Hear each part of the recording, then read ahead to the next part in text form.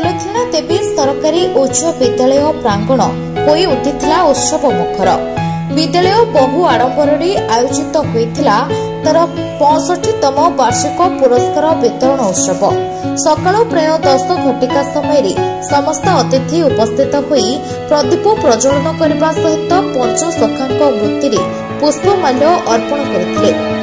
सभा कार्य आरंभ विद्यालय प्रधान शिक्षयित्री अतिथि मानकु पुष्पगुच्छ और उत्तरीय दे सम्बोधित करथिले।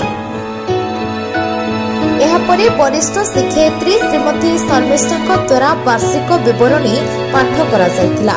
सरस्वती शिशु विद्या मंदिर ढेंकानालर अवसरप्राप्त प्रधान आचार्य श्रीमती ओषा राणी दास मुख्य अतिथि भाव में जोगदे पिलामानंकु भविष्यत जीवनर मार्गदर्शन कराइथिबा बेले अन्यतम सम्मानित अतिथि भाव में सांबादिक और समाजसेवी सौम्यरंजन साहू एवं कुटुनिया उच्च प्राथमिक विद्यालय अवसरप्राप्त प्रधान शिक्षक श्रीजुक्त करुणाकर सेठी जोगदे पिलामानंकु पाठ्य सहित पाठ्यक्रमर गुरुत्व संपर्क में बुझाइथिले।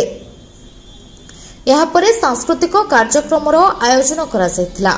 विभिन्न संस्कृति और परंपरा को प्रदर्शन करी पिलामाने विभिन्नता मध्यरे एकतार वार्ता देथिले और एहाको मनोरंजन करथिले।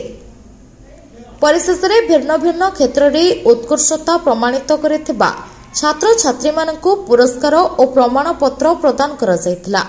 विद्यालयर समस्त शिक्षक शिक्षयित्री सहयोग रे कार्यक्रमटी सुंदर और सफल होई परिथिला।